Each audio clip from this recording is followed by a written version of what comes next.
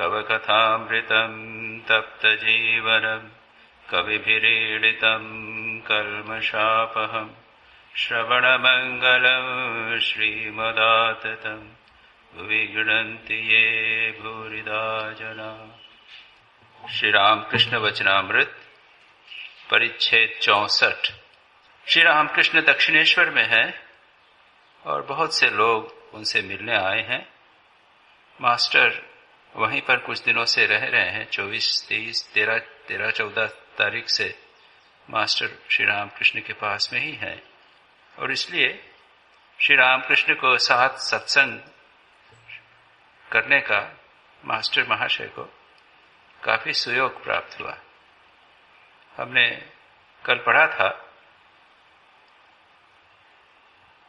पिछली बार रविवार को हमने पढ़ा था, जिसमें श्री रामकृष्ण कहते हैं संसार भगवत प्राप्ति का जो सुख होता है उसका वर्णन श्री रामकृष्ण ने किया था।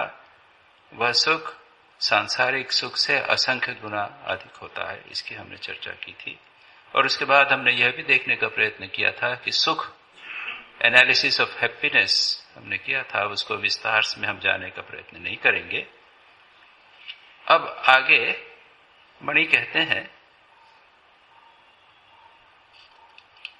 ज्ञानी की चर्चा हुई। श्री रामकृष्ण कहते हैं कि ज्ञानी 5 वर्ष के बालक का स्वभाव हो जाता है। जो ज्ञानी होता है उसका स्वभाव बच्चे जैसा हो जाता है। दत्तात्रेय, जड़ भरत ये बालक स्वभाव के थे और हमने फिर जड़ भरत की कथा दत्तात्रेय के संबंध में भी थोड़ा सा बताया था। मणि आगे कहते हैं, जी हाँ, इनके बारे में लोगों को ज्ञात है, पर इसके अलावा और भी कितने ही ज्ञानी इनकी तरह के हो गए हैं। श्री रामकृष्ण कहते हैं, हाँ, ज्ञानी की सब वासना चली जाती है, जो कुछ रह जाती है उसमें कोई हानि नहीं होती। पारस पत्थर छू जाने पर तलवार सोने की हो जाती है, फिर उस तलवार से हिंसा का काम नहीं होता।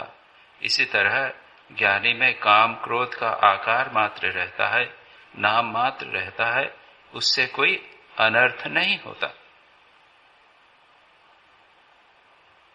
यहां पर थोड़ा सा ज्ञानी के स्वरूप के बारे में विश्लेषण है।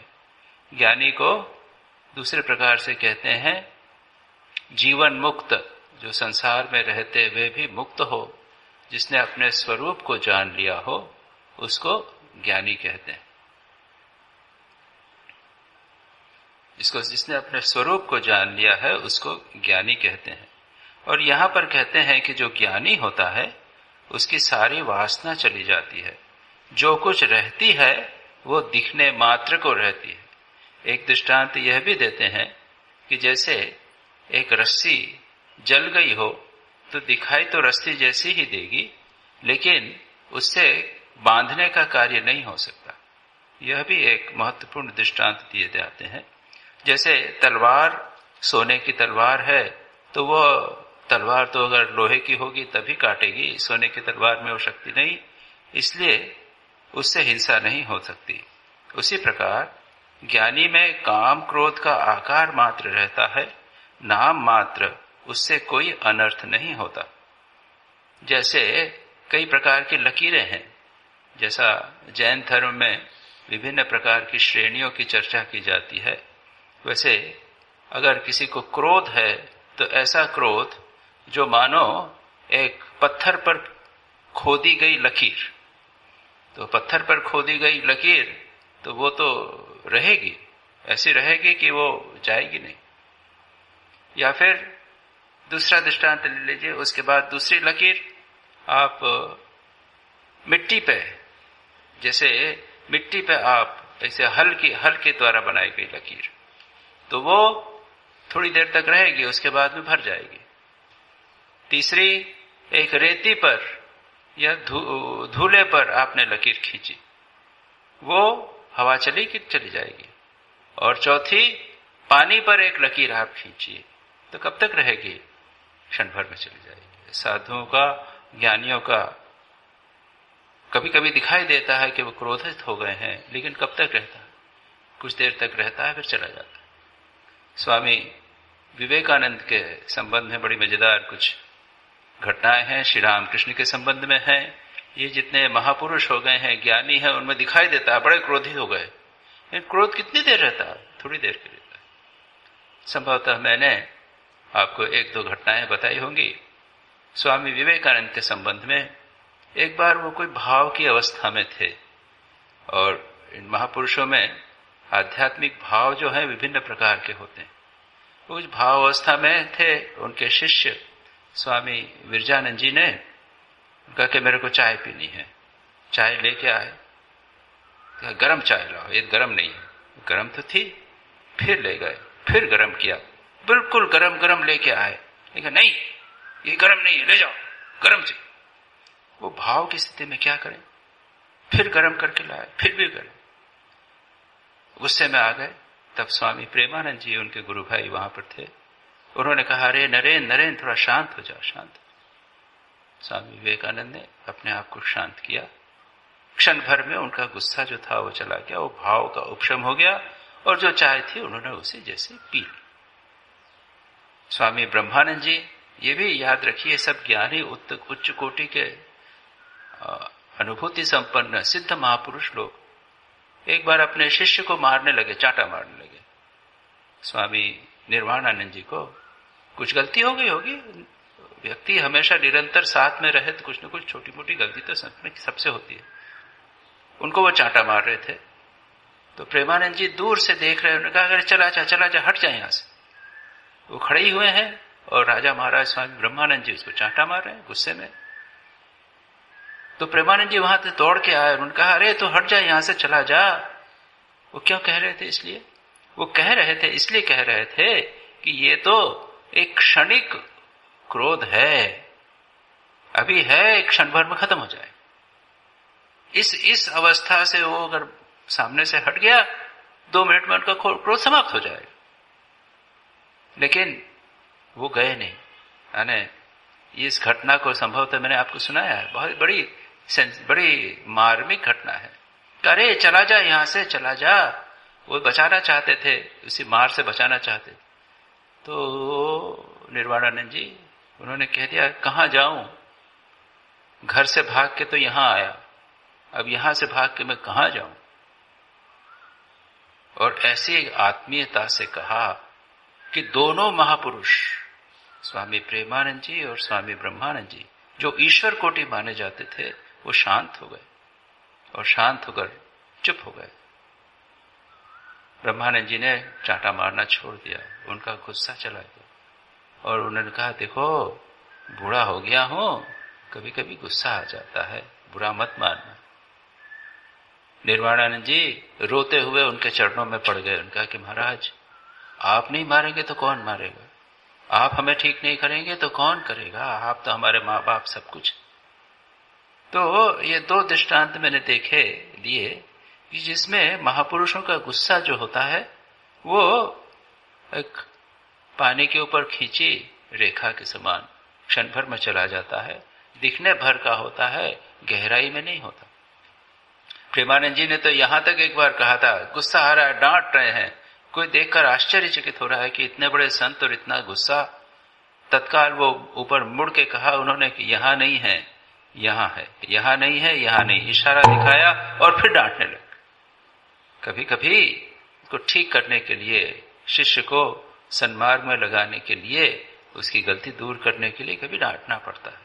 लेकिन इन लोगों का गुस्सा जो है ये कभी नाम मात्र का है, कभी अनर्थ नहीं करता। सच पूछा जाए तो संतों का गुस्सा, क्रोध इत्यादि अगर ठीक यदि हो भी तो भी वो अनर्थ नहीं करता।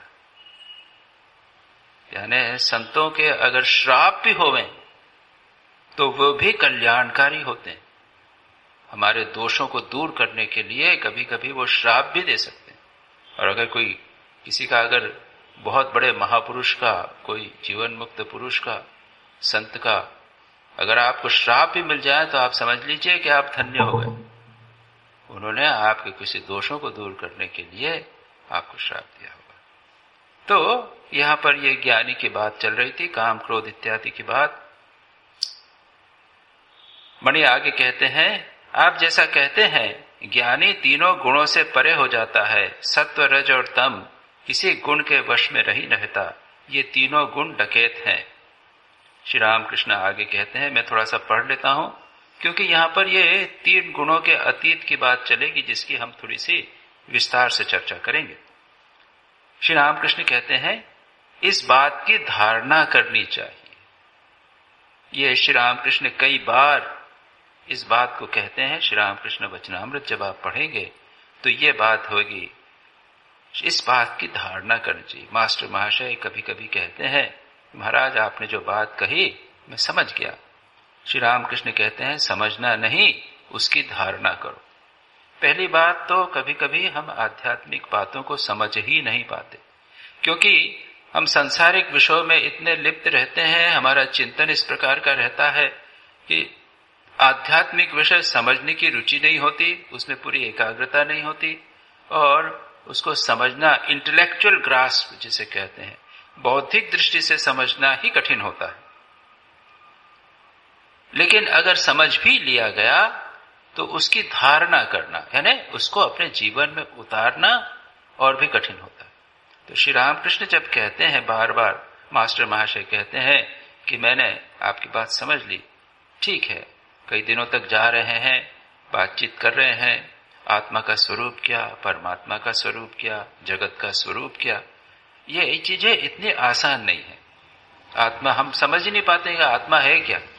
हम तो देह और मन को अपना समझते हैं बस, और कुछ नहीं समझते। इसके पीछे कोई आत्मा है या नहीं है, ये समझना बहुत कठिन होता है। विचार के द्वारा बताया जाता है, देखो इसके पीछे का आत्मा भी है, अच्छा होगा। लेकिन मास्टर श्री रामकृष्ण क्या कहेंगे, इसकी धारणा करो। धारणा करने का अर्थ यह क्या है कि ये जानो कि यह देह मन का संघात, बॉडी माइंड कॉम्प्लेक्स जो हमारा है, शरीर मन इंद्रिया, उसके पीछे एक चैतन्य सत्ता है। उसको पहचानना, उसको उसमें प्रतिष्ठित होना, यह जानना कि मैं देह बॉडी माइंड कॉम्प्लेक्स नहीं हूं, मैं आत्मा, ये अत्यंत कठिन। इंटेलेक्चुअल ग्रास्प और धारणा, जीवन में उसे अपने जीवन में आत्मसात करना अत्यंत कठिन। और जो व्यक्ति कर लेता है वो फिर स्वामी शिवानंद जी महापुरुष महाराज, श्री रामकृष्ण के शिष्य, उनके समय कह सकता है, मैं बीमार नहीं हुआ, शरीर मेरा बीमार हुआ, मैं थोड़ी बीमार हुआ। मेरे को सांस फूल रहा था, प्राण निकल रहे थे, ऐसा लग रहा था, लेकिन मैं जानता था कि मुझे कुछ नहीं होगा। यानी मैं आत्मा हूं। बीमारी की अवस्था में, कष्ट की अवस्था में भी उनको स्पष्ट लगता है कि मैं आत्मा हूं, शरीर देह मन से पृथक हूं। इसे कहते हैं धारणा का। तो श्री रामकृष्ण यह बात कई जगह पर वचनामृत में पाएंगे। और बिना धारणा के आध्यात्मिक जीवन नहीं होता, साधना नहीं होती। साधना का अर्थ ही ये है, जो सत्य आपने जीवन में सीखे हैं, पढ़े हैं, उसको अपने जीवन में उतारिए। इसका दूसरा प्रसिद्ध दृष्टांत है, महाभारत का दृष्टांत है, जिसमें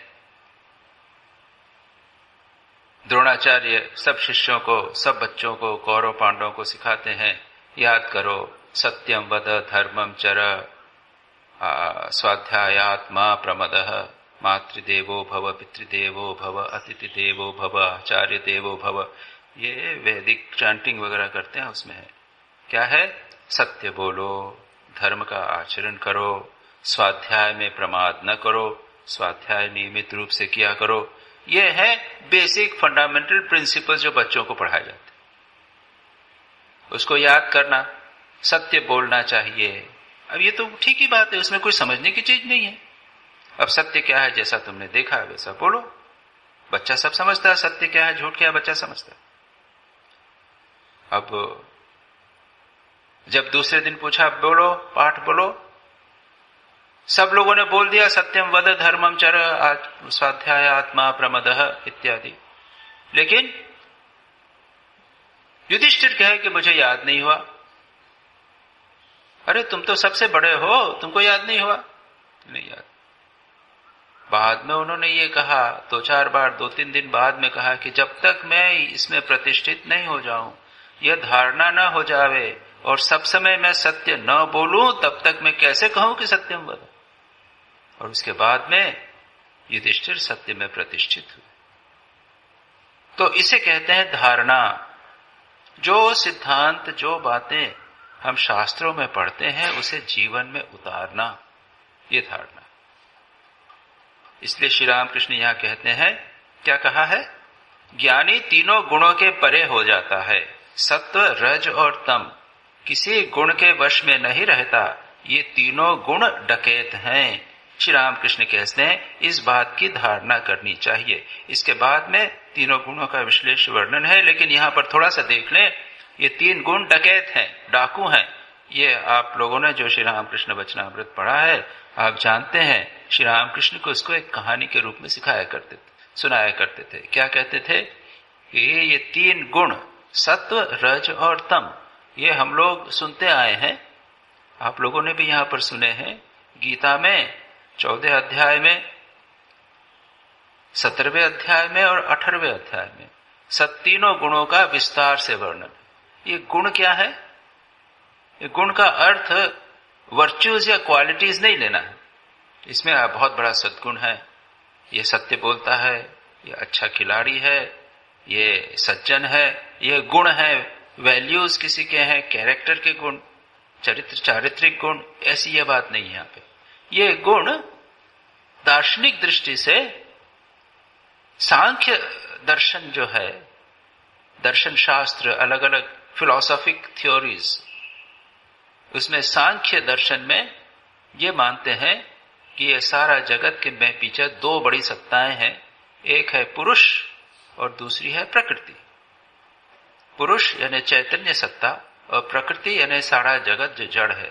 यह प्रकृति, इसमें तीन गुण है, सत्व, रज और तम, और ये तीन गुणों के द्वारा उसके बाद में सारा जगत जो है वो उसका विस्तार होता है। इसमें सत्व, रज और तम, इन तीन गुणों के द्वारा सब कुछ होता है। तो ये तीन गुण, क्वालिटीज, वैल्यूज इस रूप में नहीं रहना है, ये तत्व हैं, एलिमेंट्स आप कह सकते हैं, और उसका सारा विस्तार बाद में बताया गया है गीता में, हमें भी देखने का प्रयत्न करेंगे।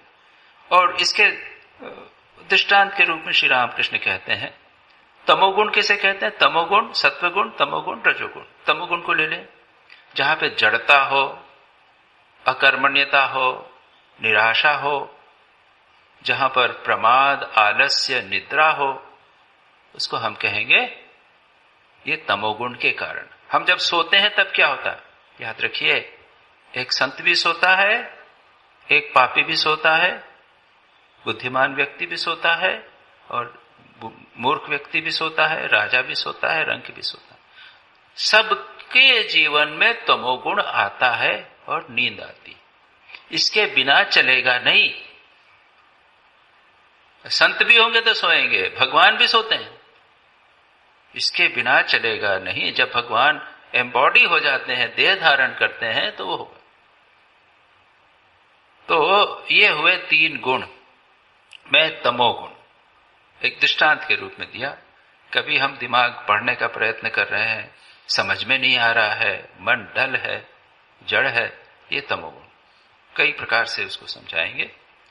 रजोगुण, उठ गए, चलते हैं, रेस्टलेस है, काम करना चाहते हैं, मन चंचल है, शरीर मन चंचल है, ये रजोगुण का कारण। और कभी मन पूर्ण रूप से जागृत है लेकिन शांत प्रशांत है, एकाग्र मन है, ये हुआ सत्वगुण। तो ये तीनों स्थितियां प्रत्येक व्यक्ति के जीवन में आती हैं, और इसका विस्तार, तीनों का विस्तार गीता में बहुत प्रकार से किया गया। संक्षेप में भी देखने का प्रयत्न करेंगे, सबके जीवन में है। लेकिन श्री रामकृष्ण क्या कहते हैं? ये तीनों गुण मानो डकैत जैसे हैं, डाकू। श्री रामकृष्ण कहते हैं तीनों बंधन का कारण है। जो पुरुष और प्रकृति कहा अभी मैंने, ये पुरुष और प्रकृति, जब पुरुष प्रकृति के साथ आता है तो उसके बंधन में पड़ जाता है। तीनों बांधने वाले हैं। लेकिन उसको बड़ा सुंदर दृष्टांत देते हुए कहते हैं कि एक आदमी जंगल में जा रहा था, तीन डाकुओं ने उसको पकड़ लिया, और एक ने कहा कि साले को मार डालो। उसको लूट लिया, उसके बाद छोड़ने की क्या फायदा, इधर उधर जाएगा, इसको मार ही डालो। डाकू लोग जो हैं वो दोनों ही करते हैं, हत्या भी करते हैं, लूटते भी। ठाकुर हुआ। दूसरे ने कहा अरे मारने से क्या लाभ, इसको बांध के यहीं पटक दो, पुलिस के पास नहीं जा सके। दूसरे ने बांध दिया, ठीक है, और तीनों उसके बाद चले गए। कुछ देर बाद में जो तीसरा है वो वापस आया और उसने कहा कि अरे तुमको बड़ा कष्ट हुआ, तुमको देखो मैं तुमको खोल देता हूं, जाओ उस रास्ते से चले जाओ, तुम अपने घर पहुंच जाओगे। उसने कहा महाशय आपने मेरी इतनी सेवा की, इतनी मुझे रक्षा की मेरी, आप भी चलिए घर पे। देखिए ना ना, मैं वहां नहीं जा सकता, वहां जाऊंगा तो पुलिस मेरे को पकड़ लेगी। तात्पर्य क्या है? तमोगुण नाश करता है, रजोगुण बंधन में डालता है, सत्वगुण छुड़ाता तो है लेकिन भगवान तक पूरी तरह पहुंचा नहीं सकता, रास्ता दिखा सकता है, वहां तक नहीं जा सकता। भगवान तक जाना यानी अपने पुरुष स्वरूप का को जानना, और उसको जानने का अर्थ है सत्व रज तम तीनों गुणों के परे चले जा।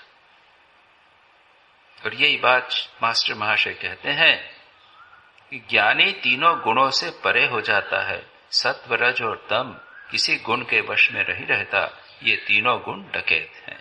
त्रिगुणातीत की चर्चा यहां से प्रारंभ होगी। श्री रामकृष्ण कहते हैं इस बात की धारणा करनी चाहिए,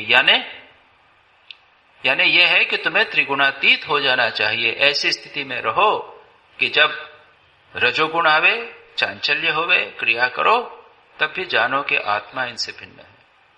जब आलस्य आवे तब भी जानो कि आत्मा इससे भिन्न है। और सत्वगुण ध्यान बड़ा अच्छा हो रहा है, मन बड़ा प्रसन्न है, उसमें बंधन में न पड़कर यह जानो कि यह सत्वगुण है, आत्मा उससे भिन्न है। तो क्योंकि ये तीनों बंधन के कारण है। गीता में स्वयं चतुर्दश अध्याय 14 अध्याय में कहते हैं कि ये तीनों जो हैं ये प्रकृति से उत्पन्न होते हैं, बंधन के कारण होते हैं। सत्वगुण क्या है? सुख के साथ और ज्ञान के साथ बांधता है। क्या मतलब?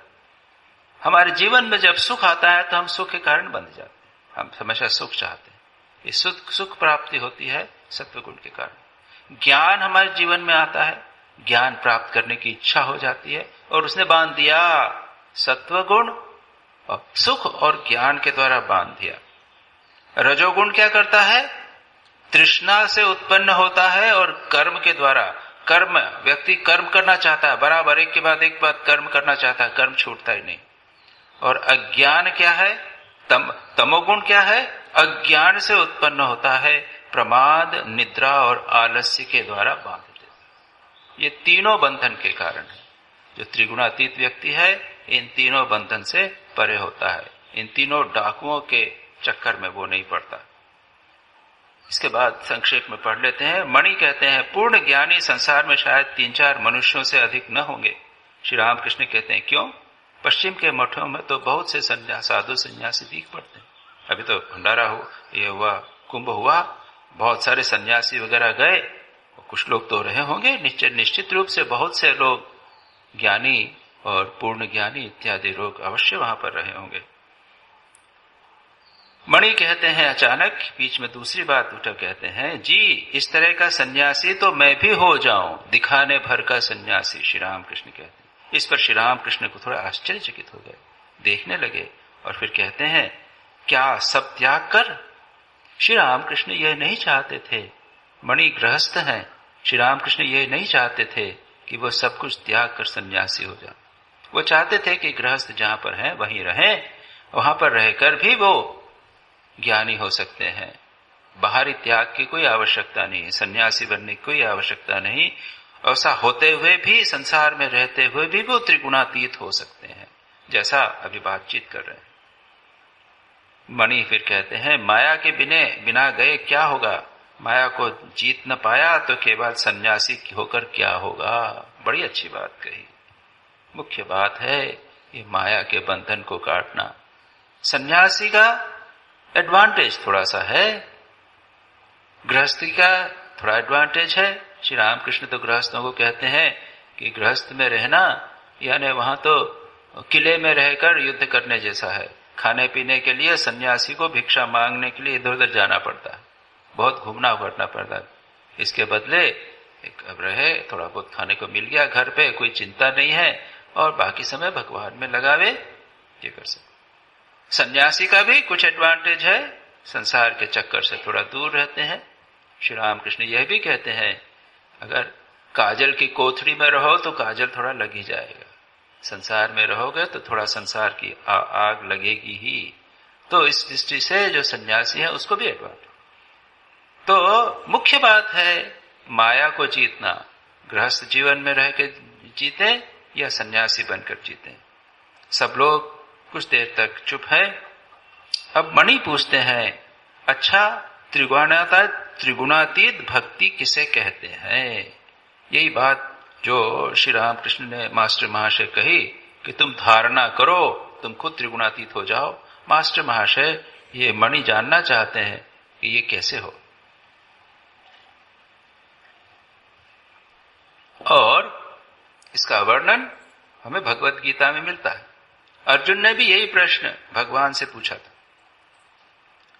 14 अध्याय के 14th चैप्टर के अंत के पोर्शन में, जहां पर भगवान आगे पहले 3 गुणों का वर्णन करते हैं, सत्व, रज और तम, जो मैंने अभी संक्षेप में आपको बताया।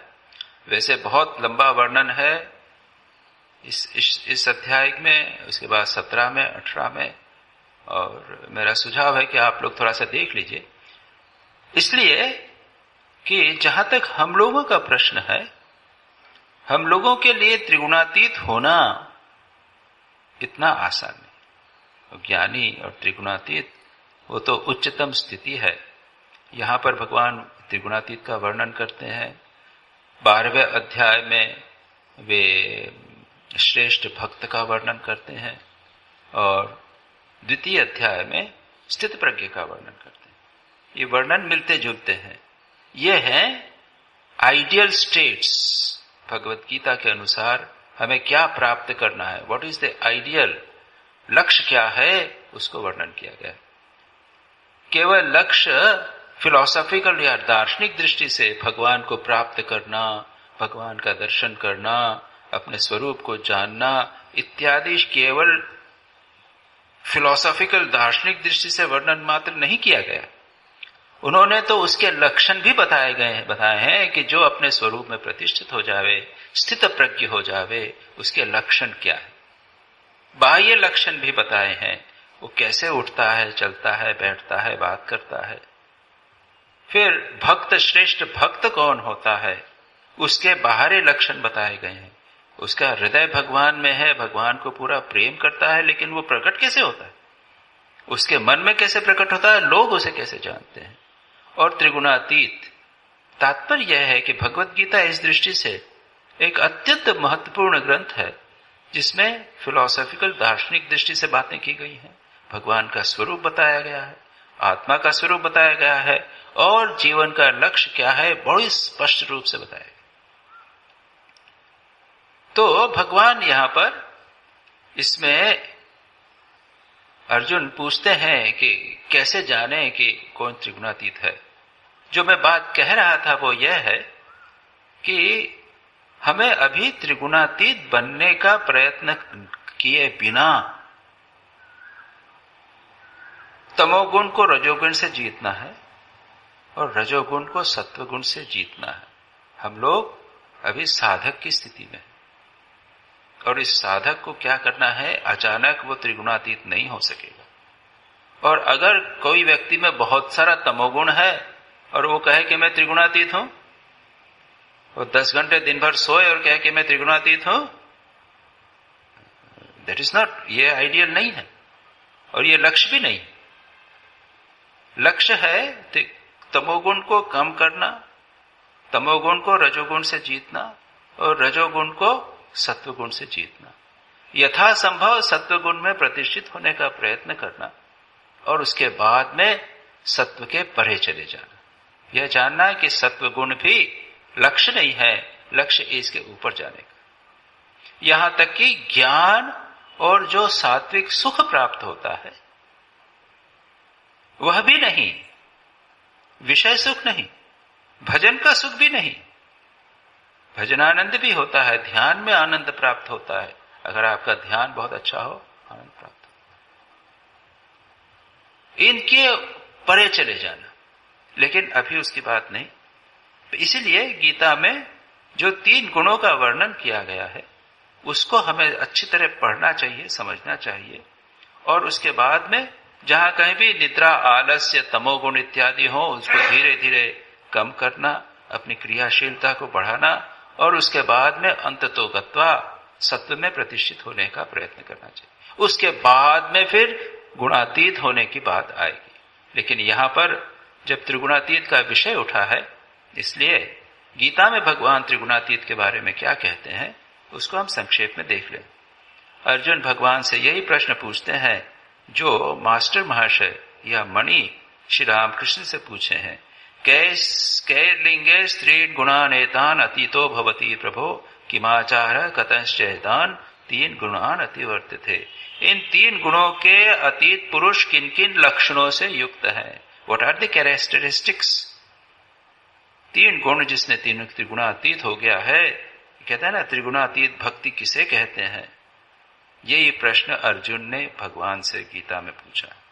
किम आचारः, उसका वह किस प्रकार का आचरण करता है, उसके मानसिक लक्षण क्या है और उसके बाह्य लक्षण क्या, आचार यानी कंडक्ट, बाहरी लक्षण क्या है, और मन की कैसी उसकी स्थिति है। कथंश्च एतान, किन उपायों से इन 3 गुणों से अतीत होता है, ये प्रश्न किया। भगवान क्या कहते हैं? प्रकाशम च प्रवृत्तिम च मोहमेव च पांडव न द्वेष्टि संप्रवृत्तानि न निवृत्तानि कांक्षति। अब भगवान यहां पर 3 इंडिकेशन देते हैं 3 गुणों के। पहला है सत्व गुण का इंडिकेशन, सत्व गुण का लक्षण है प्रकाश।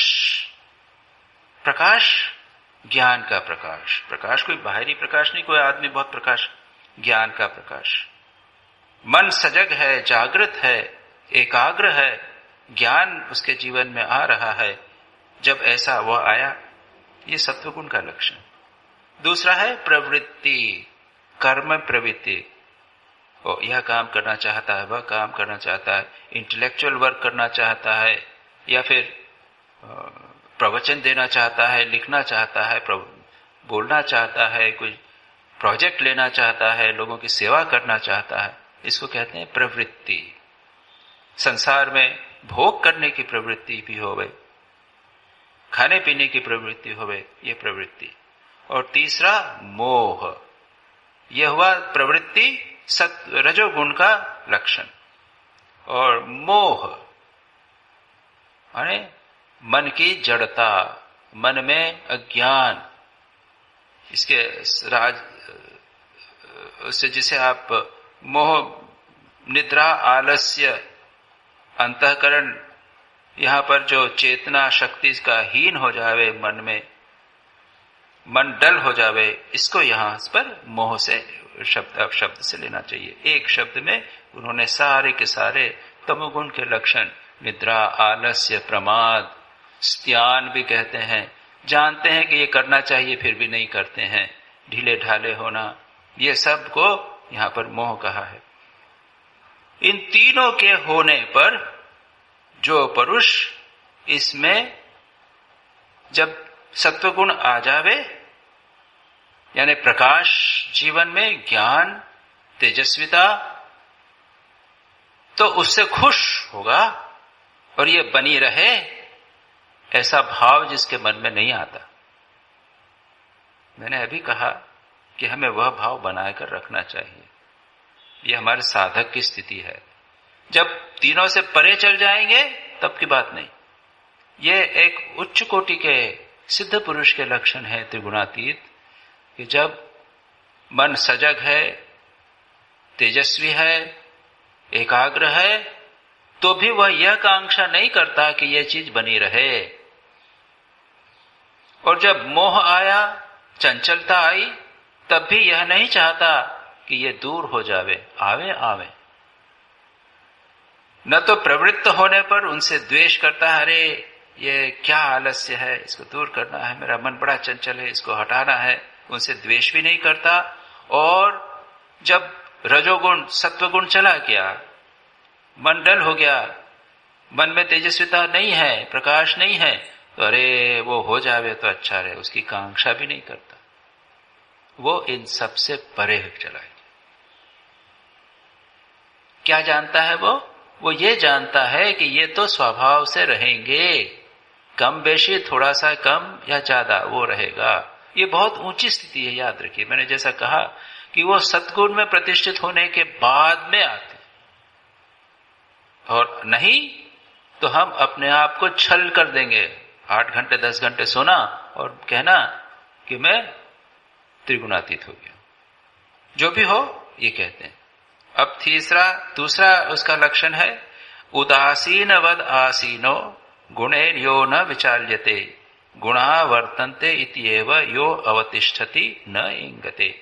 जो उदासीनवत आसीन, उदासीन की तरह। ये उदासीन का अर्थ क्या? 3 प्रकार की स्थितियां होती हैं। एक तो होता है हम किसी व्यक्ति का पक्ष लेते हैं, कोई झगड़ा यदि हो, साक्षी जिसे कहते हैं ना, जो कोर्ट में जाके जो एविडेंस देता है साक्षी।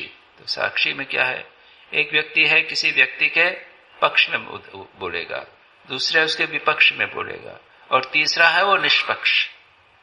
तो जो व्यक्ति अपने उदासीन व्यक्ति वह है जिसके जीवन में कोई पक्ष नहीं, सत्वगुण रजोगुण तमोगुण इन तीनों गुणों में से किसी का पक्ष वो नहीं लेता। उदासीनवत, उदासीन की तरह, साक्षी की तरह आसीन रहता है।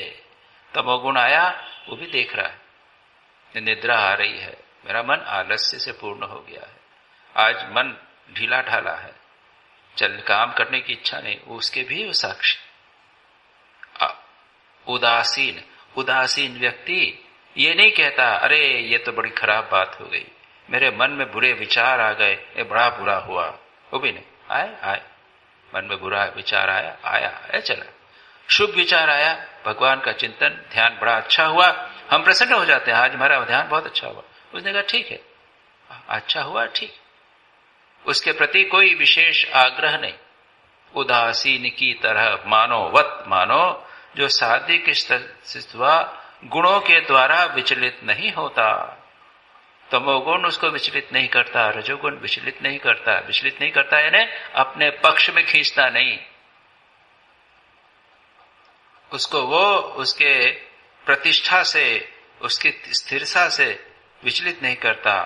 गुणा वर्तन्ते क्या है, वो कहता है वह ऐसा समझता है, क्या, गुण में वर्तन्ते, गुणा गुणेषु वर्तन्ते इति, ऐसा समझता हुआ यो अवतिष्ठति, परमात्मा में स्थित रहता है और उस स्थिति से कभी भी विचलित नहीं होता।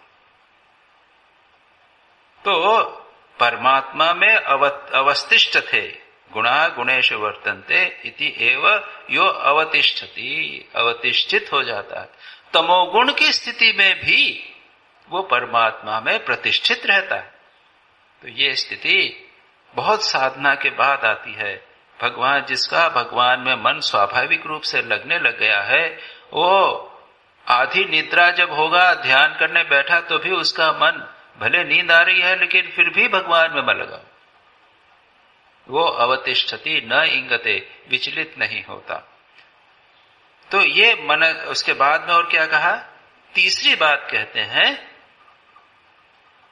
समत्व, जो गीता का मुख्य संदेश है। क्या कहते हैं, सम दुख सुख स्वस्थ समलोष्टाश्म कांचन तुल्य प्रिया प्रियो धीरस तुल्य निंदात्म संस्तुति मानापमानयोस्तुल्यो तुल्यो मित्रारि पक्षयो सर्वारंभ परित्यागी गुणातीत स उच्यते।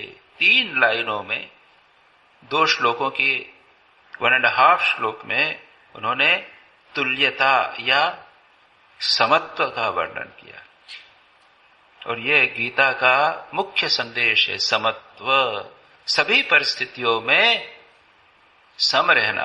क्या कहा है, सुख दुख में सम, उसके बाद में लोष्ट, अश्म और कांचन, मिट्टी, पत्थर और सोना, इन तीनों के प्रति समत्व भाव, सम, सुख दुख में सम, लोष्ट अश्म कांचन में सम, प्रिय और अप्रिय में सम। प्रिय वस्तु प्राप्त हुई, अप्रिय प्राप्त हुई, सम। निंदा और आत्मस्तुति, आत्म निंदा और स्तुति में सम। कोई गाली दे देवे तो भी ठीक, प्रशंसा कर देवे तो भी ठीक। भगवान राम का है ना, बहुत अच्छा है। प्रसन्नताया न गताभिषेकतः तथा न ममलो वनवास दुःखतः मुखाम्बुज श्री रघुनंदनस्य मे सदास्तु सा मंजुल मंगल प्रदा, मंगल मंजुल प्रदा। क्या है? जिनके चेहरे की प्रसन्नता, श्री मुख श्री, भगवान श्री कृष्ण, भगवान राम के मुख की श्री ज्योति प्रकाश जो है, उसमें जब उनको कहा कि आपको कल राज्याभिषेक किया जाएगा, तब उसमें प्रसन्नता नहीं हुई, हा मेरे को राज्याभिषेक होना। वो लक्ष्मण बहुत प्रसन्न हुए, राम प्रशांत रहे। दूसरे दिन कहा नहीं तुमको वनवास मिल रहा है, तो भी जैसा चेहरा था वैसा का वैसा बना रहा, उसमें कोई फर्क नहीं पड़ा। ये है, इसको कहते हैं समत्व। निंदा और आत्मस्तुति में जो तुल्य है, प्रिय और अप्रिय में की स्थिति में जो तुल्य है, मान और अपमान में भी तुल्य है, और मित्र और अरिपक्ष, मित्र पक्ष अरिपक्ष, मित्र कोई है और जो शत्रु है, दोनों के प्रति समान है। भगवान राम ने वध किया रावण का, लेकिन अगर आप इन बिटवीन लाइंस रामचरितमानस पढ़ें तो उनका विभीषण और रावण दोनों के प्रति एक ही भाव था। अगर रावण भी उनके शरण में आता तो उसको स्वीकार कर, तो वो दोनों में मित्र और अरि शत्रु पक्ष में जो तुल्य है और मान अपमान में जो तुल्य है, ऐसा व्यक्ति गुणातीत कहलाता है। ये वर्णन स्थितप्रज्ञ का भी है और ये वर्णन एक श्रेष्ठ भक्त का भी है। 12 अध्याय में भी है और द्वितीय अध्याय में भी गीता में है। इसके अतिरिक्त 3 गुण और वर्णन किए हैं इन 2 श्लोकों में। एक है स्वस्थः, दूसरा है धीरः और तीसरा है सर्वारंभ परित्यागी। ये 3 गुणों को और वर्णन किया गया है। क्या कहा है? स्वस्थः, अपने स्वरूप में स्थित, प्रतिष्ठित। स्व यानी स्वरूप, उसमें जो नित्य स्थित है, आत्म स्वरूप में स्थित है। स्थित का अर्थ क्या है?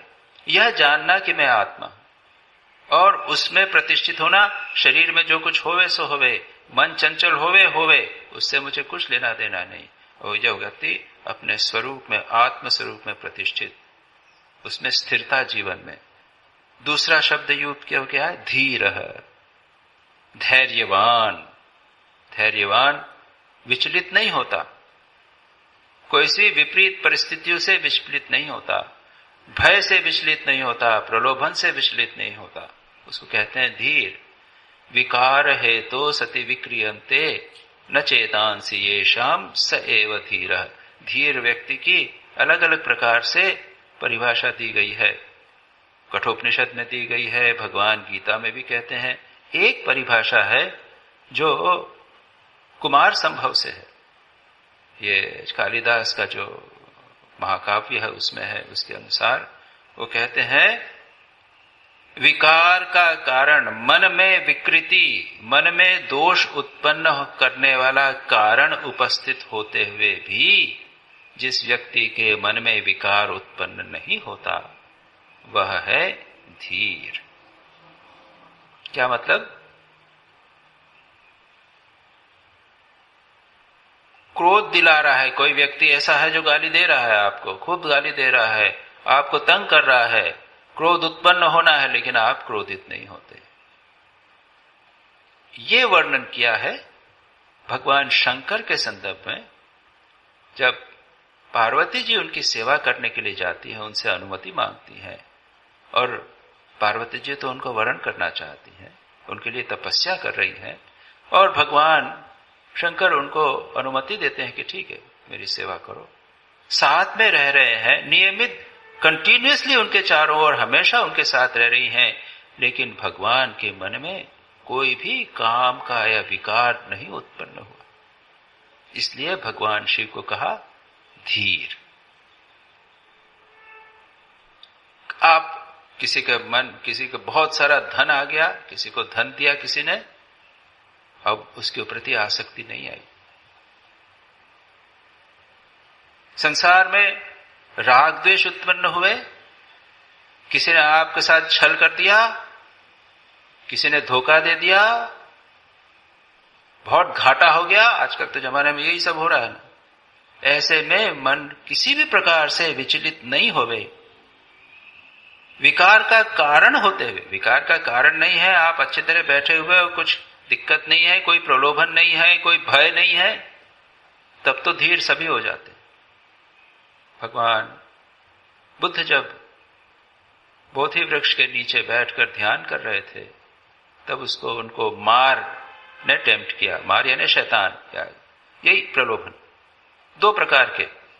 अगर आप सारनाथ जावें और वहां पे वो ब्रह्मकुटी विहार करके जो मंदिर है वहां पर देखेंगे, तो भगवान बुद्ध की सारी जीवनी को वॉल के ऊपर, दीवार के ऊपर उन्होंने पेंट किया है। तो एक पूरी दीवार का एक हिस्सा, दूसरी तरफ छोटे छोटे दूसरे चित्र हैं, एक पूरा बहुत बड़ा चित्र बनाया है। भगवान बुद्ध बैठे हुए हैं बोधि में, और उनको चारों ओर से प्रलोभन, सुंदरी युवतियों को दिखाया है, अप्सराओं को एक प्रकार दिखाया है, उनको वो हाव भाव से आकृष्ट करने का प्रयत्न कर रही हैं।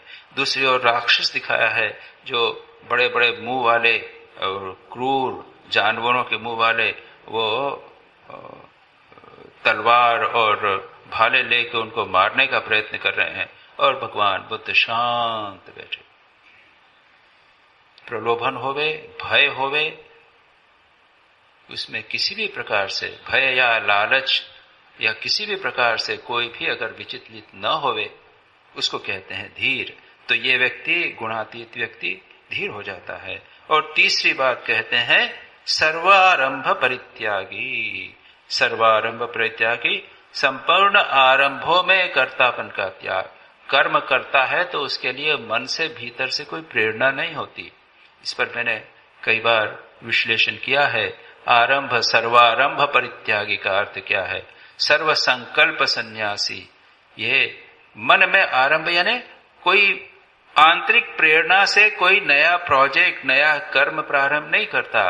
अपने आप जो कुछ बातें सामने आ जाती हैं, परिस्थितियों के अनुरूप कोई आ गया, उसको उसने स्वीकार कर लिया और संसार उस विकार से चला गया। अपने मन में कोई प्रवृत्ति का संकल्प लेकर कुछ कर्म या कार्य आरंभ करने की उसमें प्रेरणा नहीं होती। ऐसा व्यक्ति भगवान पर पूर्ण शरणागत, भगवान जैसे ले जाए वैसा ले जाए। तो ये तीन गुण भी लगाए हैं। ये है ये गुणातीत के कुछ लक्षण बताएं। भगवान श्री रामकृष्ण यहां पर क्या कहते हैं? मणि ने पूछा, अच्छा त्रिगुणातीत भक्ति किसे कहते हैं? श्री रामकृष्ण दूसरे प्रकार से कहते हैं, उस भक्ति के होने पर भक्त सब चिन्मय देखता है। चिन्मय श्याम, चिन्मय धाम, भक्त भी चिन्मय, सब चिन्मय। ऐसी भक्ति कम लोगों को होती है। यहां पर श्री रामकृष्ण दूसरी बात कहते हैं, और वो ये कहते हैं कि तीन गुणों के अतीत होने का मतलब क्या है? ये तीन गुण प्रकृति के हैं तो, और प्रकृति जड़ है और पुरुष चैतन्य है। तो जो व्यक्ति तीनों गुणों के अतीत हो गया, वह तो चैतन्य में प्रतिष्ठित हो गया। फिर वो सर्वत्र चैतन्य देखता है। उसके बाद में उसके लिए जड़ वस्तु कुछ नहीं, क्योंकि जड़ तो प्रकृति का है। आंखें खोलकर जहां भी देखता है भगवान को देखता है, सर्वत्र चिन्मय चैतन्य देखता है। और मैंने कहा था, हम लोगों ने कई बार बातचीत हुई थी बच्चे के स्वरूप के संबंध में बातचीत हुई थी। आप लोग जो प्रवचन अटेंड कर रहे हैं, बच्चा जो है वो सब चीजों को चिन्मय देता है। यहाँ श्री रामकृष्ण आगे कहते हैं, डॉक्टर मधु बैठे हुए थे, वे कहते हैं त्रिगुणातीत भक्त अर्थात भक्त किसी गुण के वश में नहीं। श्री रामकृष्ण साहस्य, हाँ, जैसे 5 साल का लड़का किसी गुण के वश में नहीं। ये बच्चे का जो स्वरूप है, भाव है, उसको अध्ययन करना चाहिए। बच्चे की साइकोलॉजी को अध्ययन करना चाहिए। बच्चे की साइकोलॉजी और एक स्थित प्रज्ञ या ब्रह्मज्ञ पुरुष या त्रिगुणातीत व्यक्ति की साइकोलॉजी बिल्कुल एक प्रकार की होती है। वो अंतर जो होता है वो अज्ञान का है, उसके बाद छोड़ दीजिए। श्री रामकृष्ण बार बार कहते हैं कि बच्चा जो है वो किसी गुण के वश में नहीं है। वो कपड़ा किसी ने दे दिया है, अच्छा, वो कपड़ा किसी को देगा नहीं कि मेरे बाबूजी ने दिया है, नहीं देगा। कोई लेने लगेगा तो झगड़ा करेगा, नहीं देगा। और थोड़ी देर बाद खेलने लगा, किसी ने कागज की को दिखा दिया, उसको दे दिया। वो किसी चीज को पकड़ के नहीं रखता। हम लोग क्या है, छोटी सी चीज को पकड़ लिया, आसक्ति हो जाती, किसी गुण के वश में नहीं। सो गया तो सो गया, खेल रहा है तो खेल ही रहा, कोई रूल्स रेगुलेशंस नहीं। और जो जीवन मुक्त पुरुष होते हैं वो बच्चे जैसे होते हैं, वो भी कोई रूल्स रेगुलेशंस नहीं, सबके परे चले जाते हैं। ये तीनों गुणों के परे, नो रूल्स रेगुलेशन, सामाजिक नियम नहीं, साधना के नियम नहीं, वो सब के परे। श्री रामकृष्ण का वही हाल। श्री रामकृष्ण का कपड़ा ही नहीं रहता था, बच्चे जैसे रहते। बहुत सारे महापुरुषों का इसका आगे भी चर्चा हमारी हो चुकी है। जो ज्ञानी होता है वो दत्तात्रेय और जड़ भरत की तरह वो बच्चे जैसा हो जाता है। तो श्री रामकृष्ण यही कहते हैं। और सच पूछा जाए, गहराई से बच्चे को का अध्ययन करना चाहिए, छोटे बच्चे के। और जो ज्ञानी होते हैं, ये जीवन मुक्त पुरुष, वो कई बार बच्चों के साथ रहते हैं। वो बच्चों के साथ खूब बंद जमती है उनकी। बच्चे अपने ढंग से रहते हैं, वो भी अपने ढंग से रहते हैं। बच्चे जो किया वैसा कर दिया, इन्होंने भी किया। किसी चीज के ऊपर कोई अटैचमेंट नहीं, कोई बंधन नहीं। बच्चे ने कुछ बोल दिया तो बोल दिया, भूल गया, 2 मिनट में भूल गया। अभी झगड़ा हुआ है, 2 मिनट में दोस्ती हो जाती। तो यही श्री रामकृष्ण कहते हैं, 5 साल का बच्चा किसी गुण के वश में नहीं। अब थोड़ा सा और पढ़ लेते हैं। दोपहर को भोजन के बाद श्री रामकृष्ण थोड़ा विश्राम कर रहे हैं। मणिलाल मल्लिक ने आकर प्रणाम किया, फिर जमीन पर बैठ गए। मणि भी जमीन पर बैठे हुए हैं। श्री रामकृष्ण लेटे लेटे ही मणिलाल मल्लिक के साथ बीच बीच में एक एक बात कर रहे हैं। दोपहर के भोजन के बाद श्री रामकृष्ण विश्राम कर रहे हैं। लोग आते जाते इतने थे कि श्री रामकृष्ण को विश्राम का समय प्रायः नहीं मिलता। मणि कहते हैं, आप केशव सेन को देखने गए थे? श्री रामकृष्ण कहते हैं, हाँ। अब वे कैसे हैं? मणि मल्लिक, रोग कुछ घटता हुआ नहीं दिख पड़ता। केशव चंद्र सेन, श्री रामकृष्ण केशव चंद्र सेन को बहुत प्यार करते थे। केशव चंद्र सेन ब्राह्म समाज के एक बहुत प्रसिद्ध नेता थे, आध्यात्मिक व्यक्ति भी थे, और उसकी चर्चा हम पहले कर चुके हैं। श्री रामकृष्ण उनसे मिलते थे। केशव सेन भी श्री रामकृष्ण के पास आते थे, श्री रामकृष्ण को बहुत स्नेह करते थे, उनका आदर करते थे। श्री रामकृष्ण ने कहा, मैंने देखा बड़ा रास्तिक है, मुझे बड़ी देर तक बैठा रखा, तब भेंट हुई। श्री रामकृष्ण जब अंतिम समय में श्री रामकृष्ण को केशव सेन को देखने गए थे, उनकी तबीयत बहुत खराब थी। ये उसी के समय का वर्णन है, उसके बाद केशव सेन का जीवन नहीं रहा। श्री रामकृष्ण जब गए थे, बाहर बैठा रखा, उनका जो केशव सेन का पुत्र आया और श्री रामकृष्ण को बातों में लगाए रखा। केशव सेन बहुत देर तक अंदर रहे, आए नहीं। वो श्री रामकृष्ण को अच्छा नहीं लगा था। और उसके बाद में श्री रामकृष्ण तो कहता, अरे तुम क्या, चलो मैं ही चला जाता हूं, अंदर चला जाता हूं। और फिर उनका जो अमृत करके उनका जो पुत्र था, उसने बातों में लगाया इत्यादि। श्री रामकृष्ण बहलाया था। श्री रामकृष्ण उठकर बैठ गए और भक्तों के साथ बातचीत करने लगे। श्री रामकृष्ण मणि से कहते हैं, मैं राम राम कहकर पागल हो गया था। सन्यासी के देवता रामलाल को लेकर घूमता फिरता था, उन्हें नहलाता था, खिलाता था, सुलाता था, जहां कहीं जाता साथ ले जाता था। राम लला कहकर पागल हो गया था। श्री रामकृष्ण ने भगवान राम को बालक समझकर कौशल्या का भाव अपने पर आरोपित लेकर वात्सल्य भाव से भगवान राम की साधना की थी, इसकी चर्चा विस्तार से हम कल करेंगे।